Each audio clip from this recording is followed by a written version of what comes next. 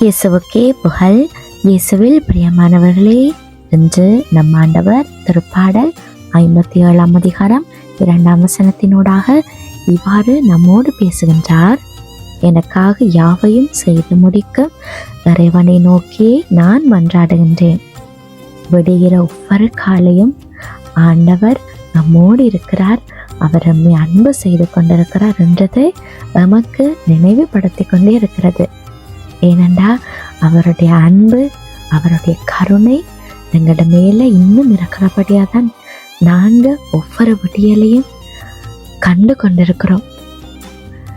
இன்றைக்கு ஆண்டவர் நாம் ஒவ்வொருவரையும் பார்த்து வருகிறார், மன தைரியத்தோடு இருக்க சொல்லி. இன்றைக்கு நாங்கள் நம்பிக்கையோட இந்த நாளை எழுந்திருக்க வேண்டும் என்று ஆண்டவர் நம்மை நினைவுபடுத்துகிறார். ஏன் தெரியுமா? நமக்காக யாவற்றையும் செய்து முடிக்கிற அவர் இன்னமும் செயல்பட்டு கொண்டு தான் இருக்கிறார் நமக்காக என்றதை இன்றைக்கு இந்த வார்த்தையினூடாக ஆண்டவர் நமக்கு நினைவுபடுத்துகிறார். சில நேரங்களில் எங்களுடைய விண்ணப்பங்கள், எங்களுடைய ஜெபங்கள், எங்களுடைய ஆசைகளுக்கு இன்னும் ஒரு நிரந்தரமான தீர்வு கிடைக்காமல் இருக்கலாம். ஆனால் ஆண்டவர் அமைதியாக இருப்பது போலதான் எங்களுக்கு தெரியும். நாங்கள் ஒரு விண்ணப்பத்தையே அடிக்கடி 1 வருஷம் இல்லாட்டி 2 வருஷம் இப்படி வருடக்கணக்காக நாங்கள் ஏதாவது ஒரு விண்ணப்பத்துக்காக நாங்கள் ஆண்டவர்கிட்ட தொடர்ந்து ஜெபம் செய்து கொண்டிருக்கலாம்.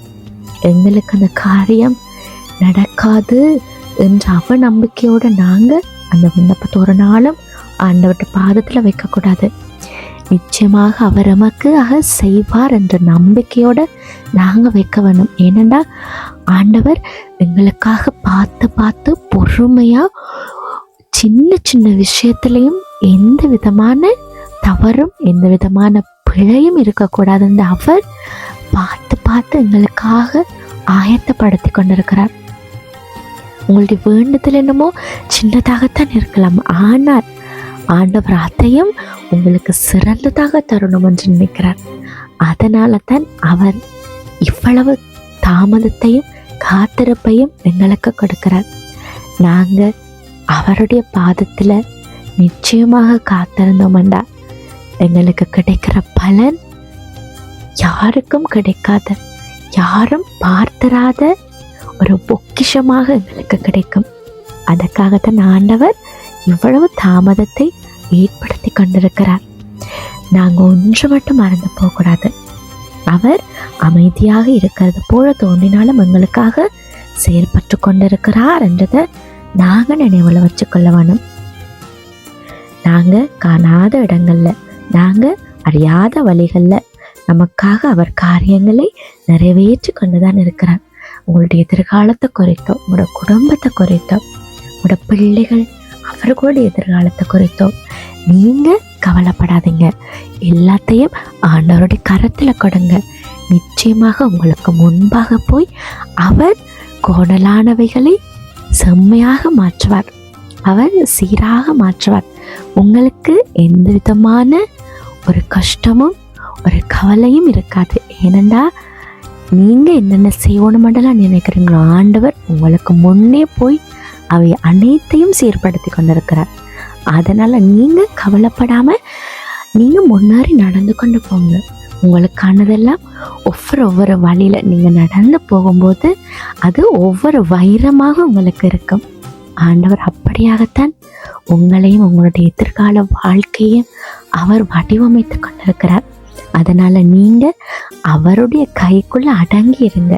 அப்போது நிச்சயமாக நீங்கள் சிறந்ததொரு வாழ்க்கை, சிறந்ததொரு எதிர்காலத்தை பார்ப்பீங்க. தாவீதும் இதை அனுபவத்திலிருந்து தான் கூறுகிறார். தன்னை சுற்றி ஆபத்துக்கள் இருந்த போதும் தனது பார்வையை சூழ்நிலைகள் மீது அல்ல, ஆண்டவர் மீது அவர் வைச்சார். அதனால தான் அவர் எனக்காக யாவையும் செய்து முடிக்கும் இறைவனை நோக்கியே நான் மன்றாடுகிறேன் என்று அவர் நம்பிக்கையோடு கூறினார். இன்று காலையிலும் அதே நம்பிக்கையோடு நாங்கள் இறைவனை நோக்கி பார்ப்போம். நம்மால் முடியாததை அவரால் முடியும்.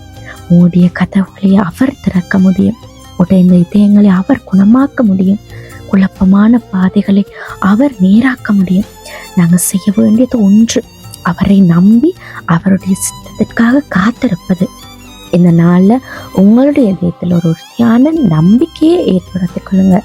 எங்களுடைய வாழ்க்கை எங்களுடைய கைகளில் இல்லை, எங்களை நேசிக்கும் ஆண்டவருடைய கரத்துல பாதுகாப்பா இருக்கிறது என்று நம்பி தொடர்ந்து உங்களுடைய காரியங்களை நீங்க நடப்பீங்க. ஆண்டவர் சரியான நேரத்துல நிச்சயமாக அவை அனைத்தையும் உங்களுக்கு நற்கிரிகி ஆகும்படி செய்வார். கண்களை மூடி ஆண்டவர்கிட்ட ஒப்பு கொடுப்போமா? அப்பா தகப்பனே, இந்த புதிய காலைக்காக உமக்கு நன்றியப்பா. ஒவ்வொரு நாளும் நாங்கள் இந்த புதிய விடியலை கண்டு கொண்டிருக்கிறோம் என்றால் அது உங்களுடைய அன்பு, உங்களுடைய கிருபை மட்டும்தான் என்றதை நாங்கள் ஆழமாக புரிந்து விசுவாசிக்க எங்களுக்கு உதவி செய்யுங்க. எங்களுடைய வாழ்க்கையில நாங்கள் புரிந்து கொள்ள முடியாத அனைத்தையும் உமது கரங்கள் ஒப்பு கொடுக்குறோமப்பா. எங்களுக்காக நீ செயற்படுகிறீர் என்றதை நாங்கள் மனதார நம்புகிறோம். எங்களுடைய பயங்களையும் விசுவாசமாகவும் எங்களுடைய கவலைகளை சமாதானமாகவும் மாற்றும் கிருபையை எங்களை ஒவ்வொருவருக்கும் கொடுத்துருங்க.